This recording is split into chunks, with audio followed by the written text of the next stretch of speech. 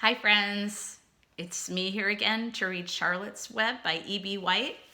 Let's say hi to Daisy. Oh, she's so lazy. Lazy Daisy.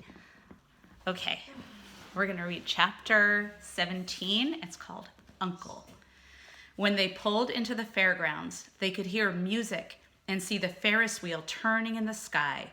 They could smell the dust of the racetrack where the sprinkling cart had moistened it, and they could smell hamburgers frying and see balloons aloft. They could hear sheep blatting in their pens.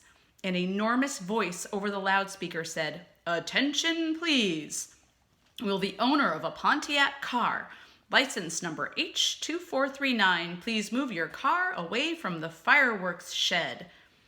Oh my goodness, I think the fair is like an amusement park. Like, have you ever been to maybe Great America or Disneyland? This sounds a little bit like that. They have a Ferris wheel, there's music, there's a racetrack, there's a lot of food, balloons, but there aren't just those things, there's also animals because this is a county fair. I can't wait to read more about this. Let's keep reading. "Can I have some money?" asked Fern. "Can I too?" asked Avery. "I'm going to win a doll by spinning a wheel, and it will stop at the right number," said Fern. "I'm going to steer a jet plane and make it bump into another one." "Can I have a balloon?" asked Fern. "Can I have a frozen custard and a cheeseburger and some raspberry soda pop?" asked Avery. "You children be quiet till we get the pig unloaded," said Mrs. Arable. "Let's let the children go off by themselves," suggested Mr. Arable. "The fair only comes once a year." Oh, so that's also how it's different from like Great America, because it just comes once a year to their area. Mr. Arable gave Fern 2 quarters and 2 dimes. He gave Avery 5 dimes and 4 nickels. "Now, run along," he said, "and remember, the money has to last all day. Don't spend it all in the first few minutes, and be back here at the truck at noontime so we can all have lunch together. And don't eat a lot of stuff that's going to make you sick to your stomachs." Can we back up? I wonder if he gave them both the same amount of money. Now let's see, what did he give Fern? Mr. Arable gave Fern 2 quarters, that's 50 cents, and 2 dimes, that's 60, 70 cents. Okay, he gave her 70 cents. He gave Avery 5 dimes, that's 5 tens, so that's 50, and 4 nickels. So if it was 50, then that would be 55, 60, 65, 70. Did he give them the same amount of money? That's fair. Okay. "And if you go in those swings," said Mrs. Arable, "you hang on tight. You hang on very tight. Hear me? And don't get lost," said Mrs. Zuckerman. "And don't get dirty. Don't get overheated," said their mother. "Watch out for pickpockets," cautioned their father. That would be people who might try to steal their money from their pockets. "And don't cross the racetrack when the horses are coming," cried Mrs. Zuckerman. The children grabbed each other by the hand and danced off in the direction of the merry-go-round, toward the wonderful music and the wonderful adventure and the wonderful excitement into the wonderful midway, where there would be no parents to guard them and guide them, and where they could be happy and free and do as they pleased. Mrs. Arable stood quietly and watched them go. Then she sighed. Then she blew her nose. "Do you really think it's all right?" she asked.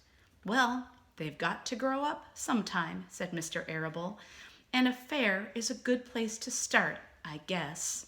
Now, before we go on, I want to show you a picture of this county fair. What rides can you see?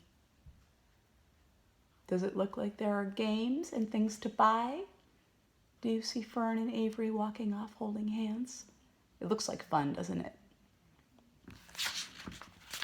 While Wilbur was being unloaded and taken out of his crate and into his new pig pen, crowds gathered to watch. They stared at the sign, "Zuckerman's Famous Pig." Wilbur stared back and tried to look extra good. He was pleased with his new home. The pen was grassy, and it was shaded from the sun by a shed roof. Charlotte, watching her chance, scrambled out of the crate and climbed a post to the underside of the roof. Nobody noticed her. Templeton, not wishing to come out in broad daylight, stayed quietly under the straw at the bottom of the crate. Mr. Zuckerman poured some skim milk into Wilbur's trough, pitched clean straw into his pen, and then he and Mrs. Zuckerman and the Arables walked away toward the cattle barn to look at purebred cows and to see the sights. Well, that's interesting. There are a lot of animals at this fair. We've got pigs like Wilbur. We heard sheep making noise earlier, right? And now they're going to look at cows. A lot of different kinds of farm animals. Mr. Zuckerman particularly wanted to look at tractors. Mrs. Zuckerman wanted to see a deep freeze. Lurvy wandered off by himself, hoping to meet friends and have some fun on the midway. As soon as the people were gone, Charlotte spoke to Wilbur. "It's a good thing you can't see what I see," she said. "What do you see?" asked Wilbur. "There's a pig in the next pen, and he's enormous. I'm afraid he's much bigger than you are." "Maybe he's older than I am and has had more time to grow," suggested Wilbur. Tears began to come to his eyes. "I'll drop down and have a closer look," Charlotte said. Then she crawled along a beam until she was directly over the next pen. She let herself down on a dragline until she hung in the air just in front of the big pig's snout. I want to show you a picture of that. There Charlotte is, hanging down on her dragline right in front of that big pig's snout. He's a very fuzzy pig, isn't he? "May I please have your name?" she asked politely. The pig stared at her. "No name," he said in a big, hearty voice. "Just call me Uncle." "Very well, Uncle," replied Charlotte. "What is the date of your birth? Are you a spring pig?" "Sure, I'm a spring pig," replied Uncle. "What did you think I was, a spring chicken? Ha ha, that's a good one, eh, sister?" "Mildly funny," said Charlotte. "I've heard funnier ones, though. Glad to have met you, and now I must be going." She ascended slowly and returned to Wilbur's pen. "He claims he's a spring pig," reported Charlotte, "and perhaps he is. One thing is certain, he has a most unattractive personality. He is too familiar, too noisy, and he cracks weak jokes. Also, he's not anywhere near as clean as you are, nor as pleasant. I took quite a dislike to him in our brief interview. He's going to be a hard pig to beat, though, Wilbur, on account of his size and weight. But with me helping you, it can be done." Now remember, they're hoping that Wilbur could win a blue ribbon or first prize for pigs at the fair. So it's looking like because this uncle is so big, he might be giving Wilbur some competition for that first prize. "When are you going to spin a web?" asked Wilbur. "This afternoon, late, if I'm not too tired," said Charlotte. "The least thing tires me these days. I don't seem to have the energy I once had. My age, I guess." Wilbur looked at his friend. She looked rather swollen, and she seemed listless. Swollen means kind of puffed up, and listless means maybe kind of tired. "I'm awfully sorry to hear that you're feeling poorly, Charlotte," he said. "Perhaps if you spin a web and catch a couple of flies, you'll feel better." "Perhaps," she said wearily, "but I feel like the end of a long day." Clinging upside down to the ceiling, she settled down for a nap, leaving Wilbur very much worried. All morning, people wandered past Wilbur's pen.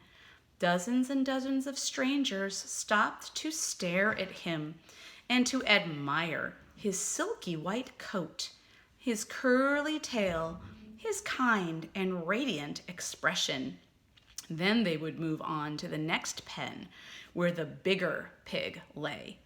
Wilbur heard several people make favorable remarks about Uncle's great size. He couldn't help overhearing these remarks, and he couldn't help worrying. And now, with Charlotte not feeling well, he thought, oh dear. All morning, Templeton slept quietly under the straw. The day grew fiercely hot. At noon, the Zuckermans and the Arables returned to the pig pen. Then, a few minutes later, Fern and Avery showed up. Fern had a monkey doll in her arms and was eating Cracker Jack. Avery had a balloon tied to his ear and was chewing a candied apple. Have you ever tied a balloon to your ear? I've tied one onto my wrist to keep from losing it, but I've never tied a balloon to my ear. What an interesting way to hold on to a balloon. The children were hot and dirty. Isn't it hot? Said Mrs. Zuckerman. It's terribly hot, said Mrs. Arable, fanning herself with an advertisement of a deep freeze. One by one, they climbed into the truck and opened lunch boxes. The sun beat down on everything. Nobody seemed hungry. When are the judges going to decide about Wilbur? Asked Mrs. Zuckerman. Not till tomorrow, said Mr. Zuckerman. Lurvy appeared, carrying an Indian blanket that he had won. That's just what we need, said Avery, a blanket. Of course it is, replied Lurvy, and he spread the blanket across the sideboards of the truck so that it was like a little tent. The children sat in the shade under the blanket and felt better. After lunch, they stretched out and fell asleep.